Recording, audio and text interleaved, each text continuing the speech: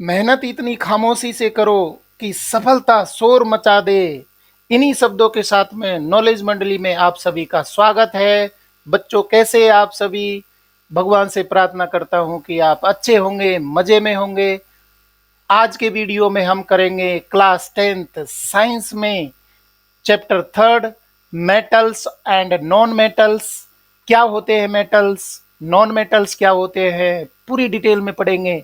Elements can be classified as metals और non metals on the basis of their physical and chemical properties. Chemical और physical properties के आधार पर हम elements को कैटेगराइज करते हैं मेटल्स और नॉन मेटल्स में। The easiest way to start grouping substances by comparing physical properties. सबसे आसान तरीका है कि फिजिकल प्रॉपर्टीज देख करके और हम उनकी भौतिक लक्षण देख करके और सब्सटेंसेस को ग्रुप में बांटते हैं, कैटेगराइजेशन करते हैं। सबसे पहला है metallic lustre. Take samples of iron, copper, aluminium, magnesium, clean their surfaces by rubbing with sand paper. Sand paper से आप रब करेंगे तो उनकी सरफेस क्या होने लग जाएगी? द सरफेस बिकम्स शाइनिंग, चमकीली हो जाएगी, चमकदार हो जाएगी। This property is called metallic lustre. चमकदार हो जाती है सतह, वो क्या कहलाएंगे? मेटल कहलाएंगे। दूसरी प्रॉपर्टी है hardness. Metals are generally hard and can not be cut with a knife. The hardness varies from metal to metal. ये हार्डनेस है वो अलग अलग वेरी करती है मेटल टू मेटल। कोई बहुत हार्ड होता है, कोई उससे कम होगा, उससे कम होगा। और सामान्य रूप से चाकू से नहीं काटे जाते, इनमें कठोरता पाई जाती है मेटल में। But sodium metal is soft and can be cut with A knife. ये ध्यान रखने वाली बात है। सोडियम मेटल है वो सॉफ्ट होता है और इसको आप चाकू से काट सकते हैं। तीसरा करेक्टर है मेटल का malleability. It is the ability to be beaten into thin sheet, मतलब पीट करके इसको आप थिन शीट बना सकते हैं। वो फैल जाते हैं पीटने पर, तो वो कहलाती है malleability. Gold and silver are the most malleable metals. सबसे ज्यादा मैलिएबल मेटल कौन है? गोल्ड और सिल्वर, जो बहुत आसानी से अलग अलग शेप में बनाए जा सकते हैं। कहने का मतलब है मेटल्स की चद्दर बनाई जा सकती है। जो आप देखते हैं लोहार होते हैं, लोहे को कूट करके और अलग अलग शेप के औजार बना दिए जाते हैं, तो ये कहलाते हैं मेटल्स। नेक्स्ट करेक्टर है, चौथा करेक्टर देखिए मेटल का, ductility. It is the ability of metal to be drawn into thin wires. पतले वायर बनाए जा सकते हैं। Gold is the most ductile metal. सबसे डक्टाइल मेटल कौन सा है? गोल्ड। ये आपको याद रखना है। 1 gram of gold can be drawn into a wire of about 2 kilometre length. मतलब इतना डक्टाइल है, इतनी तनुता उसमें पाई जाती है कि 1 ग्राम गोल्ड से, सोने से 2 किलोमीटर लंबा तार बनाया जा सकता है। Due to malleability and ductility metals can be given different shapes according to our needs. हमारी आवश्यकताओं के अनुसार उनमें फैलने की क्षमता होती है, तन्यता की क्षमता होती है।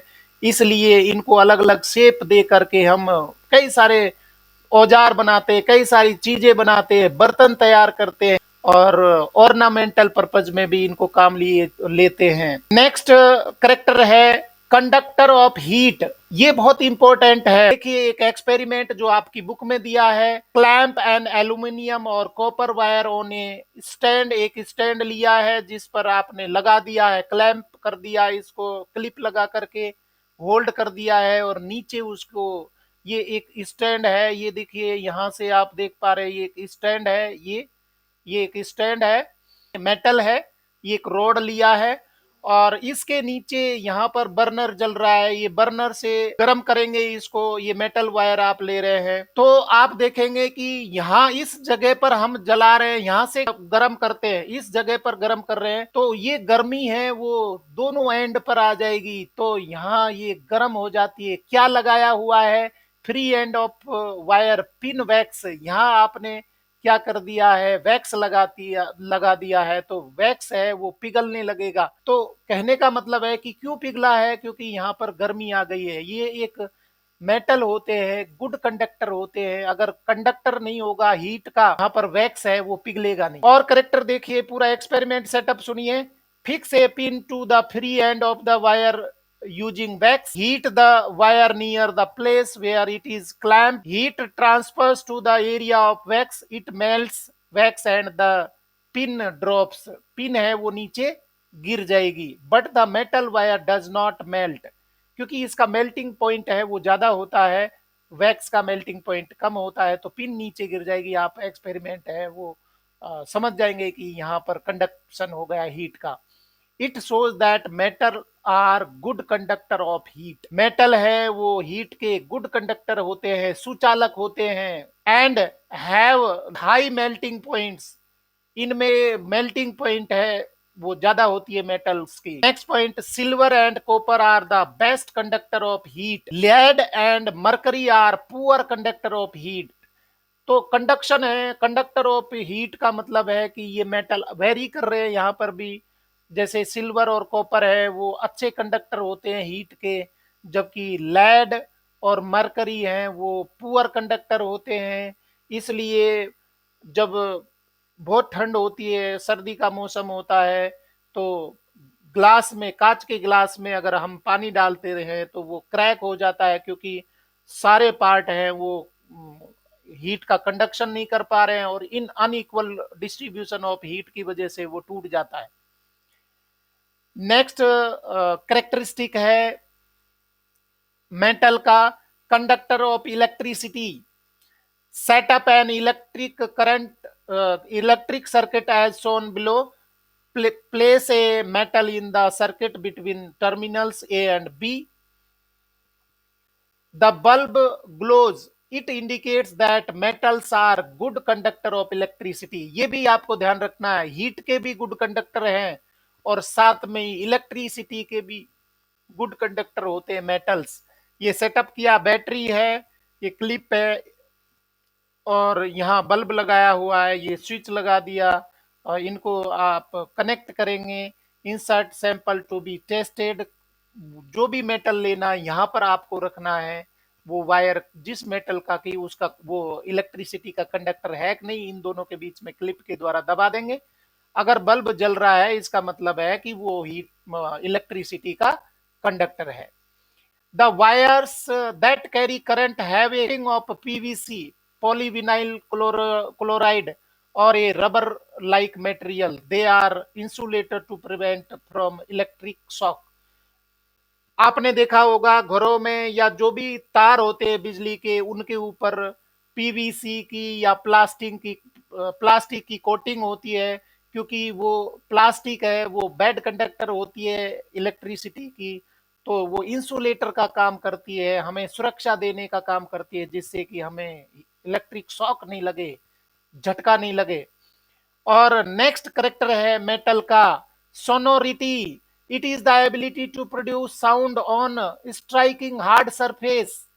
ये आप समझ पा रहे हैं, metals are sonorous, so use to make bells. जो घंटी या घंटा बनाने में काम ली जाती है वो, क्योंकि उनमें सोनोरिटी पाई जाती है, उनमें तरंग उठती है। तो अगर आप कोई छड़ लेते हैं, कोई रोड लेते हैं, एक एंड को आप बजाएंगे तो वो ध्वनि है वो दूसरे छोर तक वो वाइब्रेशन है वो आ जाते हैं। तो इनमें सोनरस होते हैं मेटल। ये सारे करेक्टर हमने पढ़े पहले। मेटेलिक लस्टर होते हैं, हार्डनेस होती है, मैलिएबिलिटी होती है, डक्टिलिटी होती है, conductor of heat, conductor of electricity, और लास्ट में सोनोरिटी। ये सारे करेक्टर पाए जाते, किस में पाए जाते बच्चों? सही सोच रहे हैं आप, मेटल्स में। नेक्स्ट देखिए नॉन मेटल्स। नॉन मेटल्स में क्या है, कौन कौन से करेक्टर होते हैं? There are very few non metals as compare to metals. मतलब धरती पर मेटल्स ज्यादा पाए जाते हैं, नॉन मेटल्स हैं वो कम मात्रा में पाए जाते हैं। Non metals include carbon, sulphur, iodine, oxygen, hydrogen. क्या क्या है नॉन मेटल में? कार्बन, हाइड्रोजन, सल्फर, ऑक्सीजन और आयोडीन, ये सारे किस में आते हैं? नॉन मेटल्स में आते हैं। नॉन मेटल्स आर सॉलिड्स और gases except bromine a liquid.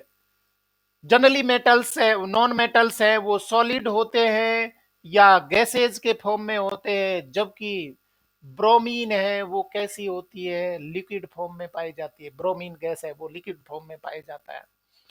Next, only very few non metals have some physical properties of metals. कुछ मेटल नॉन मेटल्स ऐसे होते हैं जिनमें मेटल्स के जैसी फिजिकल प्रॉपर्टी पाई जाती है। तो बच्चों एक बात और ध्यान रखिए, यहाँ पर सॉलिड और गैसेज के फॉर्म में मेटल पाए जाते हैं।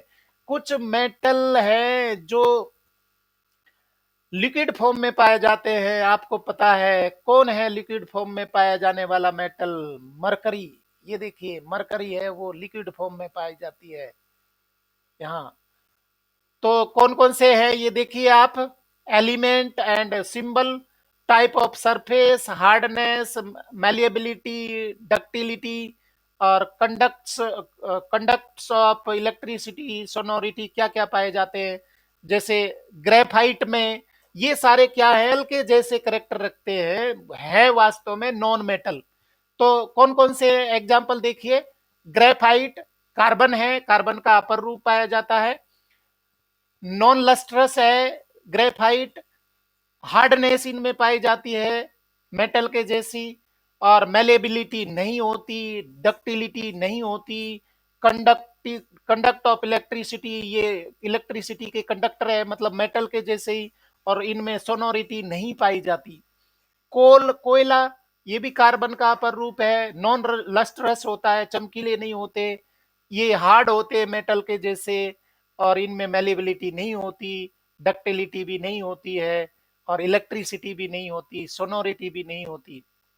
सल्फर नॉन लस्ट्रस है और हार्डनेस नहीं है, मेलेबिलिटी नहीं है, डक्टिलिटी नहीं है, और कंडक्ट इलेक्ट्रिसिटी का कंडक्टर भी नहीं है, और सोनोरिटी भी इनमें नहीं पाई जाती है। और आयोडीन देखिए ये लस्ट्रस है, ये लस्ट्रस पाए जाते हैं, बाकी इनमें मेटल के जैसे कोई करेक्टर नहीं होते। We cannot group elements according to their physical properties alone, as there are many exceptions. सिर्फ फिजिकल प्रॉपर्टीज के आधार पर इनको कैटेगराइज नहीं किया जा सकता, क्योंकि बहुत सारे एक्सेप्शंस यहाँ पर पाए जाते हैं। कौन कौन से एक्सेप्शंस है? Metals except mercury are solids, सभी सॉलिड होते हैं, सिर्फ मरकरी है वो लिक्विड फॉर्म में पाया जाता है। at room temperature, metals have high melting point but gallium and cesium have very low melting point। मतलब सामान्य रूप से मेटल्स का मेल्टिंग पॉइंट है वो ज्यादा होता है, परंतु गैलियम और सीजियम है उसका मेल्टिंग पॉइंट है वो लो होता है, कम टेम्परेचर पर ही पिघल जाते हैं। They melt if keep on palm, आप अगर हथेली पे रखते हैं तो भी वो पिघल जाएंगे। थर्ड नेक्स्ट पॉइंट देखिए, iodine is a non metal but it is lustrous. Iodine non metal है परंतु लस्ट्रस है। Carbon is a non metal that can exist in different forms, allotropes, example diamond is the hardest natural substance and has varying and boiling point. Graphite is a conductor of electricity। तो कुछ exception यहाँ पर आ रहे हैं। जो ये carbon है वो नॉन मेटल है, परंतु यहाँ पर ये हाई मेल्टिंग पॉइंट और बॉइलिंग पॉइंट रखते हैं, इसके एलोट्रोप्स है। डायमंड जो कि हार्डेस्ट सब्सटेंस पाया जाता है। ग्रेफाइट है वो कंडक्टर होता है इलेक्ट्रिसिटी का, करंट इसमें चले जाता है। तो बच्चों ध्यान रखिए, पेंसिल है, आप जो पेंसिल लिखने वाली पेंसिल है कभी भी उसको जो बिजली का स्विच होता है उसमें मत दे दीजिए, नहीं तो करंट मार देगा। अगर दोनों सिरे पर ये ग्रेफाइट है वो पॉइंट निकले हुए हैं तो करंट आ जाएगा, क्योंकि वो ग्रेफाइट की बनी होती है, और ग्रेफाइट है वो गुड कंडक्टर होता है इलेक्ट्रिसिटी का। नेक्स्ट है alkali metals, lithium, sodium, potassium are so soft and can be cut with a knife. ये देखिए एल्कली मेटल्स हैं वो जिनमें लिथियम है, सोडियम है, पोटेशियम, ये सॉफ्ट होते हैं और आप चाकू से भी इनको काट सकते हैं। They have low densities and low melting point, बहुत जल्दी पिघल जाते हैं। Elements can be more clearly classified based on their chemical properties. Chemical properties है वो ज्यादा कैटेगराइजेशन में मदद करती है, फिजिकल प्रॉपर्टीज है वो इनको, क्योंकि बहुत सारे एक्सेप्शंस होते हैं तो सिर्फ फिजिकल प्रॉपर्टीज देख करके हम कैटेगराइज नहीं कर सकते। देखिए next point, burn magnesium ribbon, collect the ashes and dissolve in water. Magnesium hydroxide is formed. 2 mg plus O2, 2 MgO, MgO plus H2O, MgOH2. uh, Test this solution with red litmus paper. Red litmus becomes blue. MgOH2 is basic, या आप test कर सकते हैं। Burn sulphur powder, collect the fumes SO2 by placing a test tube over the burning sulfur. Add some water to this test tube and shake. Sulfurous acid H2SO3 is formed. as यहाँ पर reaction देखिए, equation S plus O2 equal to SO2, SO2 plus H2O बनेगा H2SO4 SO3. Test this solution with blue litmus paper. Blue litmus paper becomes red. H2SO3 is acidic. मतलब आप acid base का भी पता लगा सकते हैं ये रिएक्शन एक्सपेरिमेंट करके। Most non metals produce acidic oxides. अधिकतर जो नॉन मेटल्स है वो एसिडिक ऑक्साइड्स प्रोड्यूस करते हैं when dissolve in water. Most metals gives rise to basic oxides. अगर इनका रिएक्शन करवाते हैं मेटल्स का तो बेसिक ऑक्साइड बनाते हैं, जबकि मेटल्स है वो एसिडिक ऑक्साइड बना